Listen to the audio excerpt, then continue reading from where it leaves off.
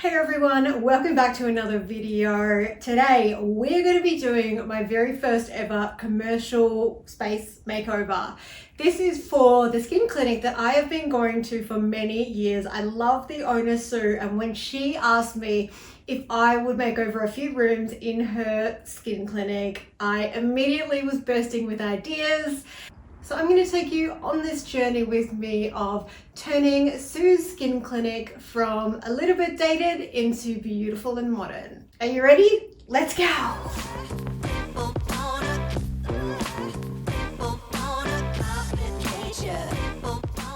Just before we get started, I wanted to welcome any newbies here and let you know that I do lots and lots of DIY projects. So if you love that kind of thing, consider subscribing. And don't forget to hit the notification bell so you know when my next video comes out.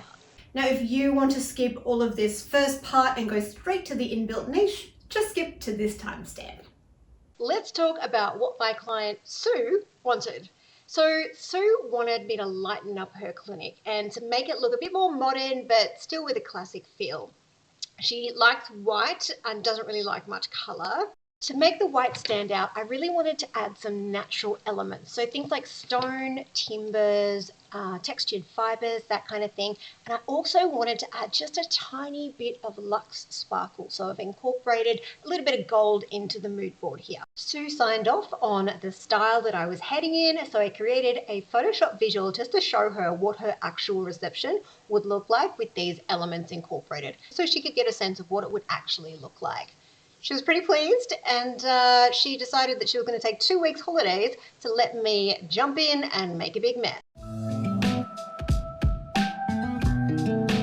Okay, so here we are in the skin clinic. Let me show you a little sneak peek of what we look like beforehand, before I make a mess. All right, so this is the reception area. So this is all going to get minimalized. We're doing a big arched inbuilt niche here, so I'm extending this wall. This is all going to be white curtaining, new chandelier, new coffee table. This is going to get transformed into marble, and as well as that orange thing back there. We're doing a new plant system here with 3 big beautiful plants. And then down in the hallway, I'm doing a huge big round garden back here, so on the wall. And then in the office, which is also one of her main treatment rooms, we are going to just do a general decor makeover and paint the desk and see what else we can do to make it look a little bit nicer. There is also a very sad powder room, which we could not squeeze into the initial budget, but stay tuned for part 3 of this series to find out how I managed to do this for her and surprise her with it when she gets back from her holiday.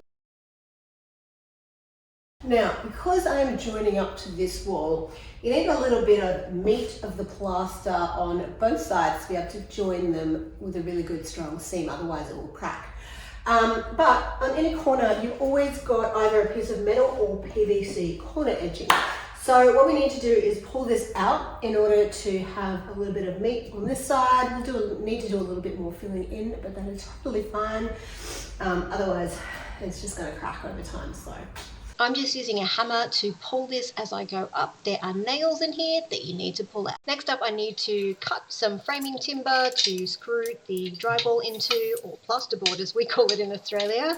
Then I'm going to use my nail gun to fasten in a top plate. Now, I have knocked on the ceiling to see where existing timbers are so that I am shooting my nails into other timbers rather than just the ceiling. The floor is a polished cement, and I don't want to drill into that in case I want to take this out later, so I'm just using a 5-minute epoxy. Then I just need to add the side pieces. I don't know what these are called. Are these called studs? Yeah, I guess so. I'm just nailing those in. On this side it was easy because there was existing studs to nail into, but on the left hand side I had to do some angled ones at the top and at the bottom. And I know this is pretty dodgy, but this is not a load bearing wall and I'm not building a house. If you've got heavy things to carry and you're not as strong as some other people, these are the shizzle. So just from Bunnings, they don't cost much. Grab two and then you can carry pretty much anything. I've got to carry in some really heavy pieces of MDF just up the hallway, and rather than try and lift it myself, this is going to give me an extra 2 hands.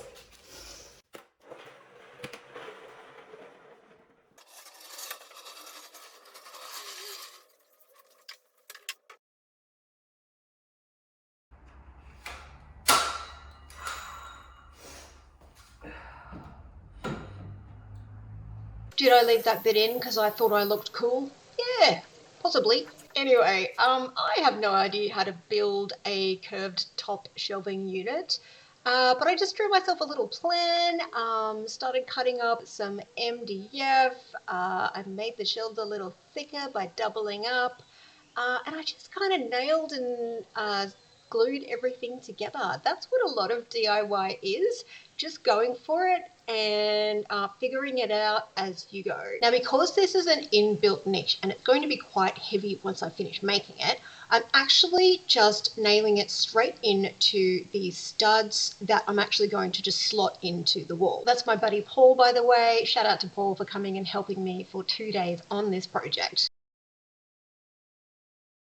Okay, so now I'm going to put the lights on the back and underneath the shelves. So there's going to be one light that's backlighting the whole arch, and then there's going to be lights all along the center of each of the shelves. And I forgot to route a little bit for the ones on the shelves, so we're just going to stick it there. But that just means that I'm just going to drill a little section out in the center there so that I can poke these through, and they're going to come out the other side so that there's no overlapping. It's kind of a snake thing, I don't know, just watch and see. Okay, so a little more progress. We have the curtain up and it's looking amazing. There's a few tweaks to do on it, but this curtain I got from AliExpress, and oh my goodness, it was so much cheaper, like hundreds and hundreds and hundreds and hundreds of dollars cheaper than getting a custom made one in Australia. So it would have been a few thousand just for this curtain in Australia, but I managed to get it done very, very cheaply. The 10-meter LED light strip is from Bunnings, and I also purchased a separate connector set from Amazon, just so I can sort of have spaces where it's in between the walls so it doesn't get too hot in there. This bit isn't really relevant to anything, but I just wanted to show off my new skill that I acquired of ripping upside down without taking off a thumb.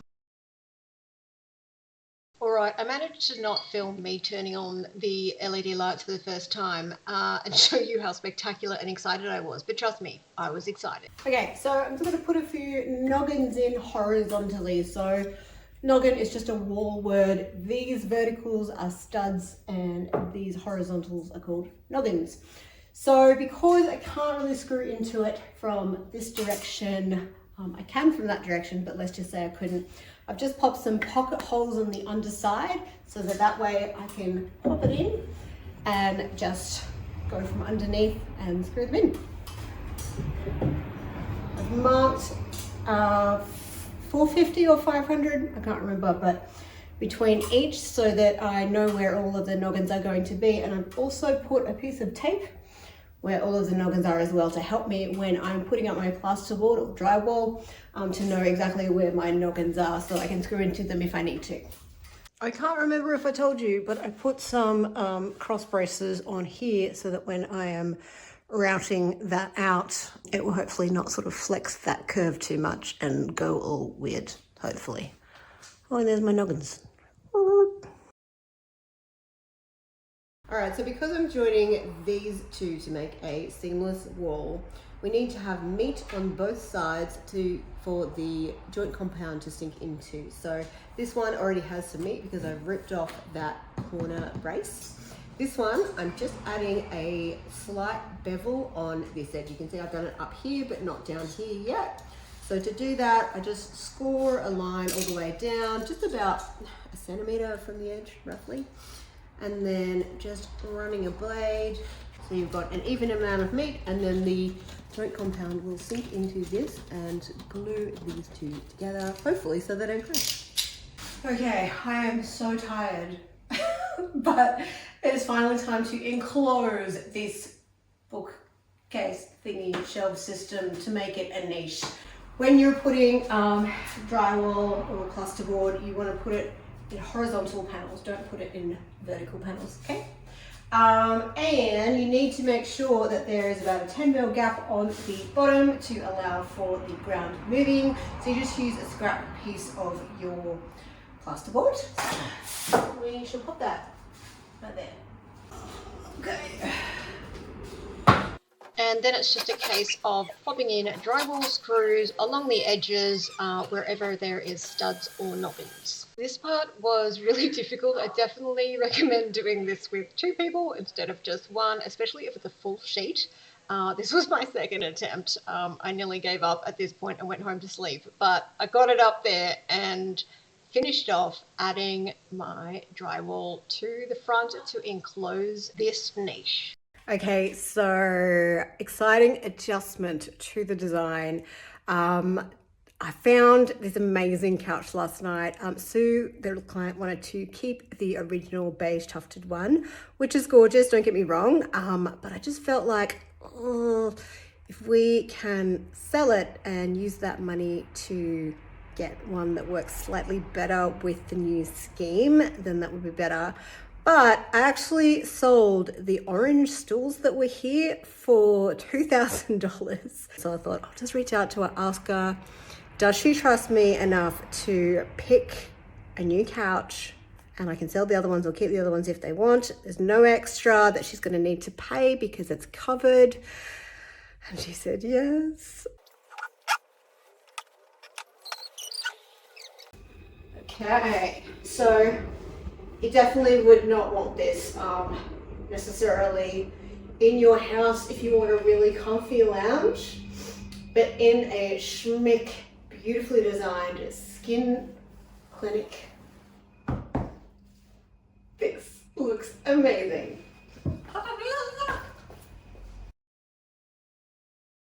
Okay, so this is my palm rudder.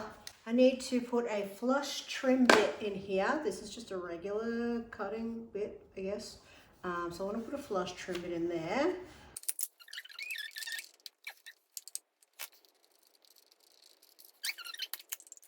Alright, this one is a flush trim bit. And so you know it's a flush trim bit because it has this little collar on it. And it's got a straight edge. These ones all have collars too. But so this rides along the edge of the timber, and this will be cutting into the plasterboard.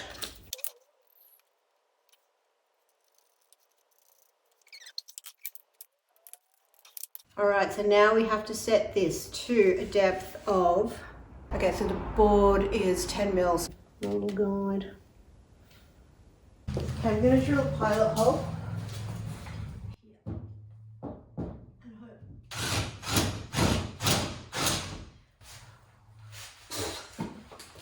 All right, now I'm going to make sure that we have safety equipment. I don't want this stuff in my lungs or in my eyes, and it's going to be really, really loud. Hang on. It is. Okay.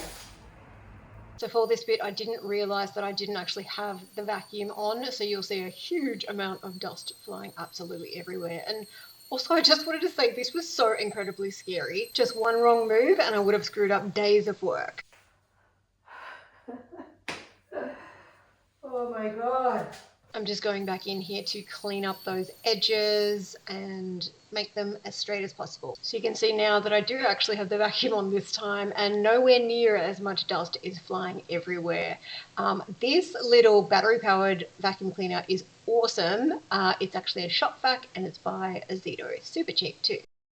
Okay, so here is how we look after routing this. It was so much easier than I thought it was going to be. I was really scared.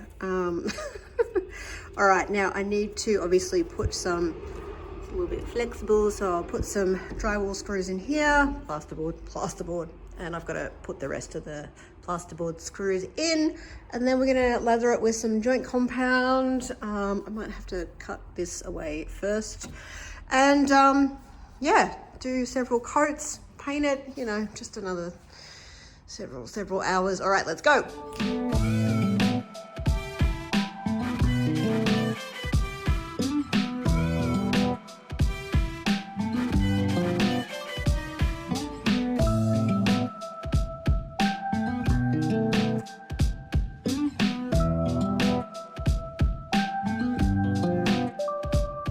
whilst I'm waiting for that first coat of plaster to dry, I'm just going to get the electrician to pop in the new chandelier.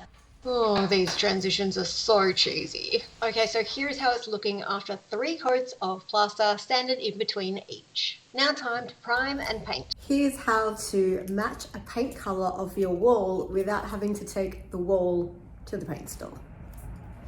Find yourself an inconspicuous spot. It doesn't really matter where it is because we're going to patch it and repair it with the paint that we match. So you can get any kind of straight edge, and we're going to cut a 1-inch square, just scoring around the edge. All right, so we're not going in too deep. Now what we're going to do is lift off just the paint and the first layer. So we're not actually going to cut out the whole piece of drywall, plasterboard. We're going to grab our knife and put it underneath.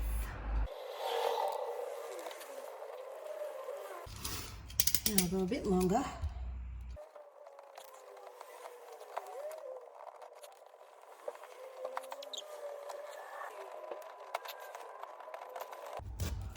There we go.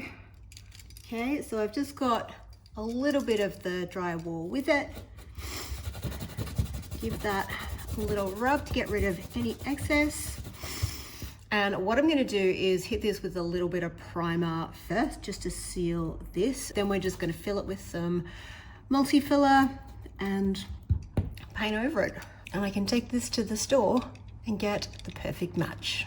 All right, it is Saturday night. I've just finished playing poker. Time to get into my painting and making a mess gear, and let's get this finished.